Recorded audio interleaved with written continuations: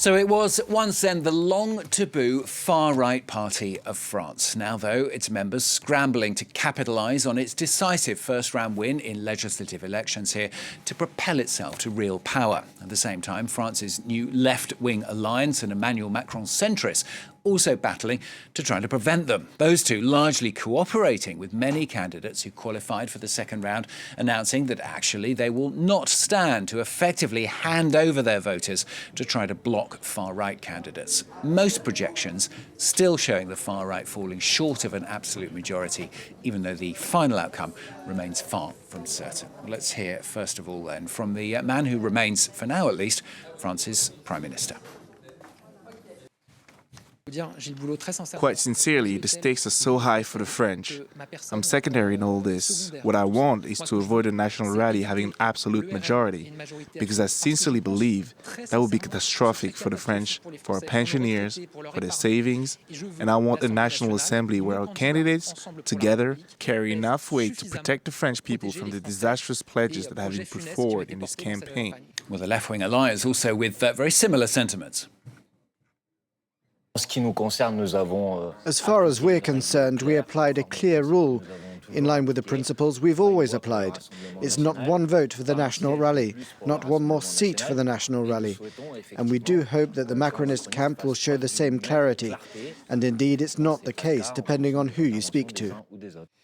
Well, let's discuss the latest then. Our International Affairs Editor Philip Turle is joining me here on set. Philip, the deadline is 6 p.m. tonight, isn't it, for the candidates to decide if they're running or if they're pulling out. What are the possible scenarios then? Well, I mean, there is a figure that everyone has in their mind. That is something that we can be clear about. There are 577 MPs in the National Assembly. So to get a majority, you need to garner support and win 289 seats. That is the sum that is needed by each political party to be able to govern without having to form a coalition government. At the moment, it doesn't look as though any of the parties are going to be able to do that in the upcoming poll this weekend. So there's a lot of horse trading going on, tactical voting being called for by different political movements, basically to keep the far right out of power. So I think there are three possible scenarios. The first scenario is that the National Rally obtains enough seats to form a majority or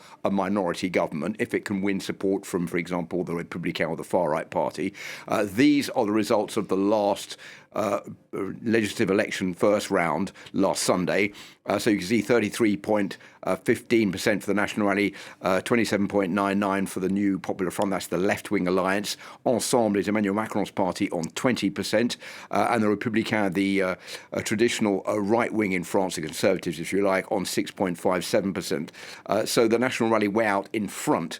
So the other parties are thinking about clubbing together to try to prevent them from getting more seats to form that new government. So as I was saying, the first case scenario is that the National Rally does win enough seats, gets 289, gets an absolute majority, can go ahead and pass its policies, and Jordan Bardella will be named Prime Minister. It could also have a minority government like the one currently run by Emmanuel Macron and Gabriel Attal. Second case scenario is at the far left, the four-party grouping of the far left, the France Unbowed far left party, they're the socialists, the ecologists and the communists. They managed to obtain 289 seats or a relative majority, and they can go ahead and form a government. That looks pretty unlikely right now. Third case scenario is that Emmanuel Macron's party, Ensemble, manages to form a government. That is highly unlikely. So what is happening right now is that there is a horse trading situation going on where all three, the New Popular Front, Ensemble and the Republican, are discussing amongst themselves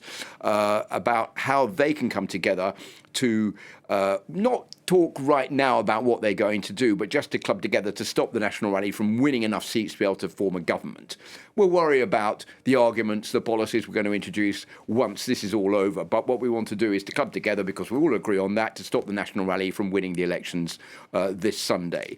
So what is happening is that then in many constituencies, in the second round, it's usually just a knockout round between the top two candidates. But in legislative elections in France, if a candidate garners more than 12.5% of the vote, he or she can then also go through. So in some areas, there are three candidates taking place. So what appears to be happening now is that the candidate who comes third is being asked to drop out of the race to give more weight to the candidate who came second or first in some cases to stop the National Rally from winning that seat, because that is a tactical way of stopping Marine Le Pen's movement from becoming the next party in government. At the moment, it appears 185 candidates have agreed to drop out of the race in these three-way races in constituencies around the country, but 126 have said they are not going to drop out, and there will be a three-way race in 126 constituencies around France. So basically, Stuart, to sum it up, we don't know what's going to happen on Sunday. It could be any one of those three case scenarios. The most likely one is either the National Rally wins enough seats to form a government, or the other parties come together to prevent the National Rally from doing that. We'll have to wait and see how it works out between now and Sunday. Let's pick up on that third option that you talked about at the top there. It sounds like, from what you're saying, that Macronism and Emmanuel Macron, basically his policies and party, well, not party, but his way forward is pretty much over. Well, I'll put it quite bluntly. I think Emmanuel Macron and Macronism, what he has stood for over the past 7 years, is pretty much dead in the water right now, to such an extent that candidates who are running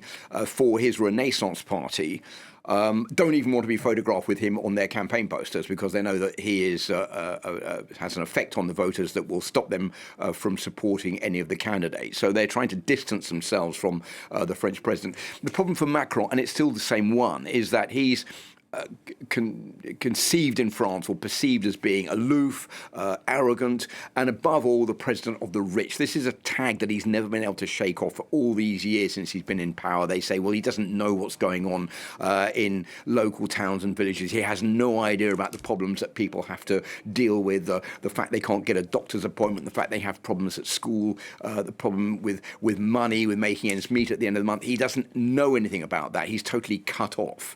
And so this decision by Emmanuel Macron to dissolve the National Assembly has increased that anti-Macron feeling in France by people saying, well, he didn't even consult with anybody before making this decision.